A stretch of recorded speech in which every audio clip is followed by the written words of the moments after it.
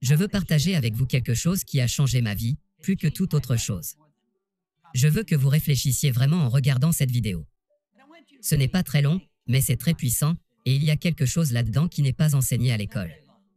La première chose dont je vais parler et qui n'est pas enseignée à l'école est la réflexion. J'ai un article qui dit « La pensée est cette compétence qui pourrait être apprise, tout comme les autres compétences, comme taper à la machine ou jouer du piano. » Très peu d'écoles publiques proposent des cours visant expressément à enseigner la réflexion. On attend plutôt de nous que nous apprenions et enseignions la pensée, comme un sous-produit de l'apprentissage des mathématiques, de la lecture, des sciences, de l'histoire du commerce, et ainsi de suite. Et c'est ainsi que nous apprenons quelque chose sur la pensée. L'ennui, c'est que nous apprenons nos capacités de réflexion par bribes, sans jamais en faire une image globale. Ainsi, nous sommes incapables d'évaluer nos propres capacités de réflexion ou d'enseigner systématiquement la réflexion aux autres. Maintenant, je veux que vous pensiez à votre vie. Et je veux que vous pensiez à vos revenus. Je veux que vous pensiez à l'argent. L'argent est un sujet dont peu de gens veulent en parler. Et quand on en parle, beaucoup de gens sont sur la défensive. Ils disent « l'argent n'est pas tout ». Eh bien, c'est une sorte de déclaration ridicule. Bien sûr, ce n'est pas tout, mais l'argent est important. C'est très important dans son usage. Il est aussi important que la nourriture que vous mangez, que les soins médicaux auxquels vous souscrivez, que la voiture que vous conduisez, que la maison dans laquelle vous vivez, que les vacances que vous prenez. Vous voyez, l'argent est quelque chose qui n'a rien pour le remplacer dans son usage. Maintenant, l'argent est simplement une idée. Nous mettons des tas de choses ensemble si nous regardons juste ici. Nous mettons des piles de trucs ensemble que nous appelons argent. Je vais maintenant projeter quelques images sur cet écran pour aider à communiquer mes idées. Je vais communiquer graphiquement aussi bien que verbalement. Et l'argent est un sujet intéressant. Et si je demande qui aimerait avoir des piles d'argent? Je pense que tout le monde en voudrait. Beaucoup désireraient, mais très peu en ont assez. Je demande souvent à une personne si elle vient travailler avec moi. Quel est le montant le plus élevé que vous ayez jamais gagné en un an? Je ne me soucie pas vraiment de la réponse, mais je veux la connaître parce que lorsqu'elle me la donne, elle me dit comment son esprit est programmé par rapport à l'argent. Parce qu'en réalité, notre esprit est programmé. Vous travaillez avec un programme, je travaille avec un programme. Maintenant, la plupart des gens travaillent avec un programme que quelqu'un d'autre a construit. Ils sont les produits de la façon habituelle de penser de quelqu'un d'autre. Et je pense que vous pouvez réécrire ce programme. Maintenant, avant de parler de l'argent en profondeur, en 1970, Alvin Toffler a écrit un livre intitulé « Le choc du futur », dans lequel il s'était mis à prédire ce qui allait se passer dans l'avenir. Et il a regardé sur environ 50 ans. Et il a dit que l'avenir va être un choc pour la plupart des gens. C'est quelque chose que nous devrions vraiment penser maintenant. Dans le livre, il a fait des prédictions que tout le monde pensait être absolument folles, mais elles ne l'étaient pas. Vous voyez, il s'agissait de prédictions sur ce qui allait se passer au cours des 50 prochaines années. Je travaillais avec Earl Nightingale en 1970 quand ce livre était sorti. Le livre était très populaire dans notre entreprise. Et la plupart d'entre nous pensaient que ce type fumait quelque chose pour vouloir faire des prédictions qui ne pouvaient pas arriver. Mais arrêtez-vous et pensez à ce qui se passe avec votre téléphone portable. Je peux taper un message ici, et je peux l'envoyer n'importe où dans le monde, et vous le verrez en même temps que je l'envoie. Si vous aviez suggéré cela en 1970, les gens auraient pensé que vous perdiez la tête. Il a déclaré que les analphabètes du XXIe siècle ne seront pas ceux qui ne savent ni lire ni écrire. Les analphabètes du XXIe siècle seront ceux qui ne pourront pas apprendre, désapprendre et réapprendre. Ce seront les personnes qui ne pourront pas apprendre, désapprendre et réapprendre. C'est ce qu'on appelle changer de paradigme. Et je veux partager quelques informations avec vous. Si vous les avez déjà, c'est vraiment bien de les entendre à nouveau. Et si vous ne les avez pas, vous allez adorer parce que c'est sur l'argent. Et c'est vraiment sur comment créer tout ce que vous désirez. Premièrement, vous devez avoir plusieurs sources de revenus. Vous pouvez remonter jusqu'aux Babyloniens, aussi loin que vous pouvez remonter dans l'histoire ancienne, et vous verrez que les gens riches avaient tous plusieurs sources de revenus. Maintenant, je veux que vous réfléchissiez à ces chiffres que vous regardez ici. 3% de notre population gagne 97% de tout l'argent qui est gagné. Et tout le monde dit que c'est injuste. Eh bien, c'est basé sur une loi. C'est vraiment sur ça qu'il est basé. Notre revenu est la récolte de notre production. C'est réellement ce que c'est. Maintenant, réfléchissez-y un instant. Certains de ces 3% ne sont pas très bien éduqués, dans la mesure où nous considérons l'éducation. Certains d'entre eux sont des analphabètes fonctionnels. Ils ne savent ni lire ni écrire. Également, certains d'entre eux sont absolument brillants. Mais vous allez trouver des gens absolument brillants qui font partie de la catégorie des 97% et qui doivent partager que 3% de l'argent gagné. Alors pourquoi et comment cela se produit-il? Eh bien, c'est ce dont je veux vous parler. Vous voyez, vous pouvez faire partie de ces 3%. Si quelqu'un m'avait dit cela il y a 55 ans, lorsque j'ai commencé à étudier ces informations, j'aurais pensé qu'il rêvait. Mais mes revenus sont passés de 4 000 à 175 000 en un an, et c'était basé sur le concept que je veux vous expliquer ici. C'est une idée très puissante.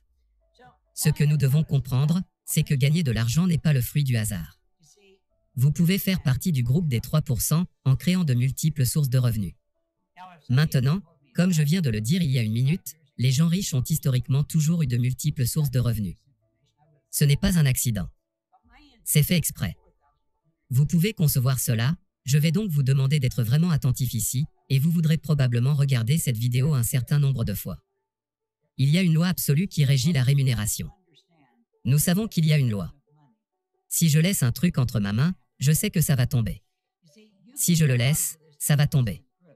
Ça ne va pas monter, il faut que ça descende, il faut que ça tombe. C'est une loi absolue, appelée la loi de la gravité, et c'est une loi qui régit notre monde. Eh bien, la loi de la compensation est une loi, et elle est très exacte. Je veux que vous y prêtiez vraiment attention parce que cette loi établit clairement que la quantité d'argent que vous gagnez est en rapport direct, voire en rapport exact entre le besoin de ce que vous faites et votre capacité à le faire, et de la difficulté qu'il y a à vous remplacer. Examinons donc ces 3 points, l'un après l'autre. Premier point, le besoin de ce que vous faites. Vous voyez, dans mon business, il y a la possibilité de gagner des millions de dollars. Et j'ai gagné des millions de dollars, pas parce que je suis plus intelligent que mon voisin. Pas parce que, vous savez, il y a un Dieu émotionnel et capricieux qui dit « Je pense que nous allons laisser Bob avoir son tour ». Et ce n'est pas parce que j'ai de la chance. C'est parce que je me trouve dans un domaine où il y a un besoin énorme pour ce que je fais. J'aide les gens à prendre conscience de ce qu'ils sont capables de faire. J'aide les gens à comprendre comment ils sont programmés et comment changer ce paradigme. C'est essentiellement ce que je fais. Et il y a un besoin phénoménal pour ça. Nous avons des gens qui viennent dans notre entreprise tous les jours. Nous formons des gens pour faire cela, et il y a un besoin énorme. J'ai travaillé à Shanghai, au Kosovo, à Bucarest, à Buenos Aires, à Rio de Janeiro, à Melbourne, en Australie et à Singapour, dans toute l'Europe, en Amérique du Sud, en Amérique du Nord et en Asie. Partout où je vais, il y a un besoin pour ce que je fais. Quand vous trouvez un besoin énorme et que vous développez votre capacité à le combler. Et vous devez devenir très bon pour répondre à ce besoin. Vous savez, je suis tombé amoureux de ce business il y a plusieurs années. J'ai eu la chance de travailler avec un homme qui était le meilleur dans ce qu'il faisait. Earl Nightingale était un radiodiffuseur. Lloyd Kona était un grand dirigeant, et je voulais qu'Earl Nightingale soit mon mentor, pour me faire comprendre ce que je n'ai pas compris quand je suis venu travailler avec eux. J'ai aussi pu profiter de Lloyd Kona et de 2 autres personnes absolument brillantes. Je les ai observés. Ils étaient les meilleurs dans ce qu'ils faisaient, et ils ont lancé l'industrie dont je fais partie qu'est le développement personnel, autrement appelé la direction personnelle. C'est vraiment ce que c'est. Et voici ce que je sais. Il faut que tu te décides que tu vas devenir très bon dans ton domaine. Quand tu auras pris cette décision, tu seras très difficile à remplacer. Maintenant, il n'y a rien de tel qu'une personne indispensable. En fait, un grand poème a été écrit sur l'homme indispensable. Ce poème dit ceci. Prenez un seau d'eau et mettez-y votre main jusqu'au poignet. Quand vous la remontez, tout ce qui reste, c'est à quel point vous allez nous manquer. Vous pouvez remuer tout ce que vous voulez en entrant. Dépouillez l'eau à profusion. Mais arrêtez, et vous ne trouverez aucun plan, aucun temps. C'est à peu près la même chose qu'avant. Ce que ce poème veut dire, c'est qu'il n'y a pas de personne indispensable. Après, certaines personnes sont très difficiles à remplacer. Et si tu te décides de devenir très bon dans ton domaine, je te garantis que tu peux gagner beaucoup d'argent. Donc c'est de là que viennent les revenus. Trouvez quelqu'un qui a vraiment maîtrisé ce qu'il fait. Il est certainement en train d'amasser une fortune. C'est ça la loi de la compensation. Alors, qu'est-ce que vous voulez étudier? Qu'est-ce que vous voulez faire? Et là, vous devez juste vous concentrer sur votre capacité à vous améliorer, à devenir un maître dans tout ce que vous faites. Vous voyez, c'est le point central. L'argent est la récompense et ce que nous avons évoqué est la cause. L'argent est juste l'effet. Vous voyez, si vous vous occupez de la cause, l'effet s'occupera toujours de lui-même. Maintenant, regardons de cette façon. Nous allons parler des multiples sources de revenus, pas seulement une, mais plusieurs.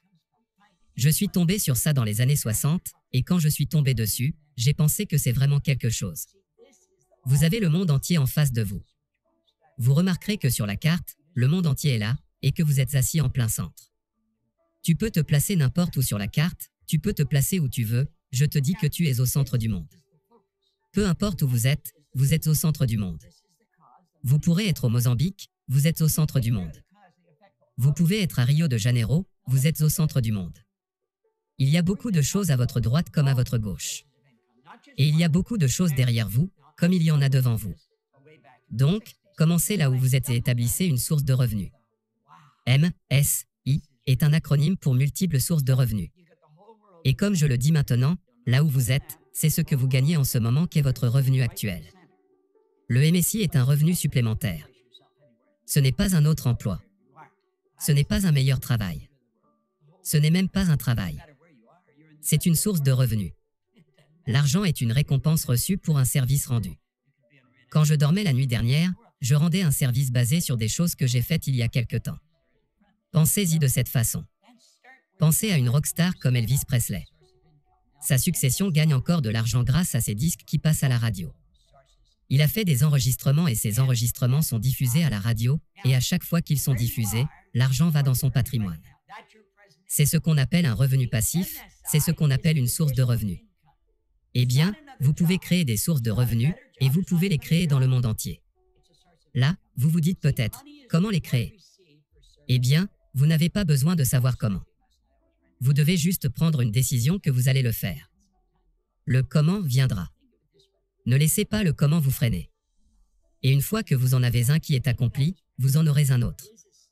Et ce sera peut-être dans un domaine connexe, tout près d'où vous êtes. Vous voyez, je crois que vous pouvez créer des sources de revenus qui sont très étroitement liées à ce que vous faites déjà. Vous pouvez aller à l'autre bout du monde pour installer une source de revenus. Maintenant, si vous devenez bon, ces sources vont commencer à apparaître un peu partout. Vous pouvez dire, mais je ne sais pas comment faire ça. Bien sûr que vous ne savez pas. Je ne savais pas non plus comment faire quand j'ai commencé. Je ne savais même pas très bien lire quand j'ai commencé, je n'étais pas allé à l'école. Je n'avais aucune expérience des affaires. Mais, vous savez, j'ai construit une entreprise dans le monde entier. Comment j'ai commencé? Je vais vous dire exactement comment j'ai commencé. J'ai emprunté 1000 $. J'ai acheté une machine à laver d'occasion, des seaux et des serpillères. J'ai commencé dans le secteur du nettoyage, et j'ai commencé par nettoyer un bureau, laver le sol 2 fois par mois pour 15 $. Puis j'ai obtenu un autre bureau à 65 $ par mois. Maintenant, j'en suis à 95 $. Je ne gagnais que 400 $ par mois au départ. Un jour, je me suis évanoui dans la rue, je pensais que la solution était de travailler plus dur, de trouver un autre bureau à nettoyer. Mais ça n'a pas marché comme ça. Je me suis réveillé, un gros flic me regardait, des gens se tenaient tout autour de moi, je voyais une civière et des lumières clignotantes. Et c'était une situation effrayante. Je me suis évanoui. J'étais épuisé. Je pensais que la réponse était le travail acharné. Ce n'est pas la réponse. Travailler dur n'est jamais la réponse. Les gens que vous connaissez qui travaillent le plus dur sont probablement ceux qui sont le moins dans le coup. Maintenant, réfléchissez vraiment. Je suis descendu tout seul. Je ne les ai pas laissés m'emmener à l'hôpital, et je me suis levé et j'ai commencé à réfléchir. Puis j'ai réalisé que c'était comme si quelque chose en moi disait « Bob, tu fais quelque chose de mal ». Vous savez, au cours des 5 années qui ont suivi, j'ai nettoyé des bureaux à Toronto, Montréal, Boston, Cleveland, Atlanta, Londres, Angleterre et les revenus affluaient de partout. Maintenant, je ne vous dis pas d'aller nettoyer les bureaux. Je vous dis que je suis tombé sur quelque chose. Il m'a fallu 10 ans pour découvrir ce que je faisais différemment. J'avais mis en place de multiples sources de revenus. Et j'ai voulu savoir comment j'ai changé. Pourquoi j'ai pu augmenter mon revenu à plus de 1 million alors que je ne savais pas vraiment ce que je faisais de différent. J'ai commencé à étudier, cela m'a pris 10 ans, et j'ai réalisé que je n'avais pas une seule source de revenus, mais plusieurs. Maintenant que vous avez décidé de mettre en place ces différentes sources de revenus, vous vous demanderez si elles ont toutes la même taille. Non, certains d'entre elles ne fonctionneront même pas. Certains d'entre elles ne vont rien générer. Mais il y a tellement de façons de faire. Si vous avez 200 € et que vous voulez investir